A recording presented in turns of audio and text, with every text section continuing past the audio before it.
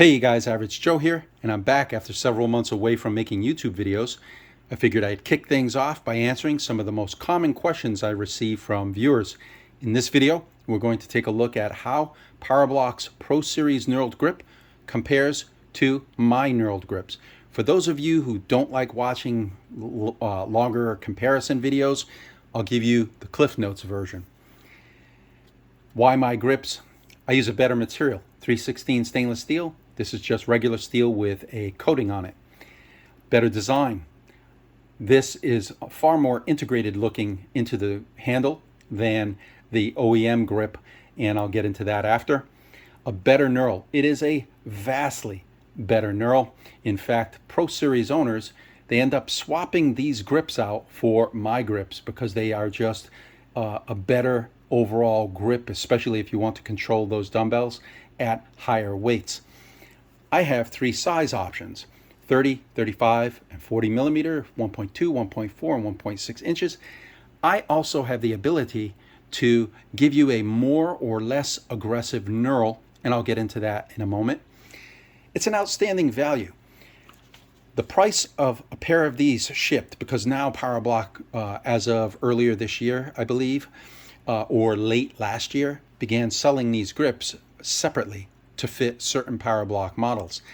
And the cost of the grip plus shipping in the US ends up being about $120. That's the same as what I'm currently charging for the 35 millimeter grip. And so it's a vastly superior product for the same price. And generally speaking, it's just a badass grip. I really like the way that the design came out last year, and I've been making it this way ever since. So, for those of you who want more detail, let's get into it. This is that grip uninstalled.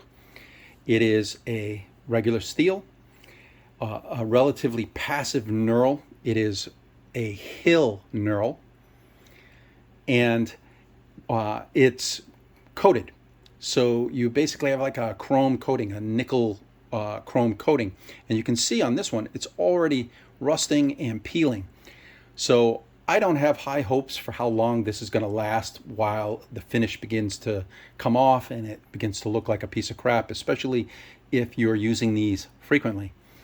By comparison, my grips are 316 stainless steel, and this is going to look as good 20, 30 years from now as it does today. All it requires is regular basic maintenance. By that I mean a little bit of soap and water and a bristle brush, and you can clean all the grime out of the grooves that accumulates over time, and it'll look as good as new years from now.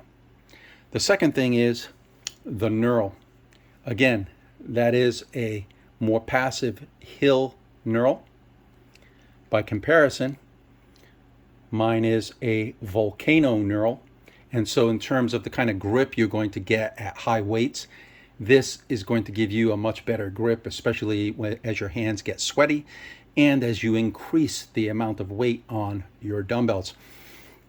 The other thing I should mention is that when you contact me, you can actually tell me, hey, Joe, I want a little bit more or less aggressive than this kind of average knurl. So if you want it to be a little bit more or less aggressive, I will look through my inventory and try to find grips that better suit your needs. When it comes to what you're buying from Powerblock, this is what you get. You're not going to have any kind of option in terms of, asking for anything that's more or less aggressive. Production-wise, what they're doing and what most of the aftermarket, actually all of the aftermarket suppliers of grips like this, what they do is a relatively inexpensive production method. They're basically taking steel, they're cutting it to length. They don't do anything special with this. They mill the ends, they knurl it, and they coat it. When you're doing something like this, or even the 35, or even the 30, I'm starting out with a much thicker stock of material. And this thicker stock of material actually costs more. And in addition to that, in order to produce this grip, you have to now mill or do some lathe work on the ends to get this flare on the grip to make it look this way. So it's a little bit more than just cutting and milling the ends and, you know, knurling and coating. Yet I'm able to deliver these at a better price point than everybody on the market today.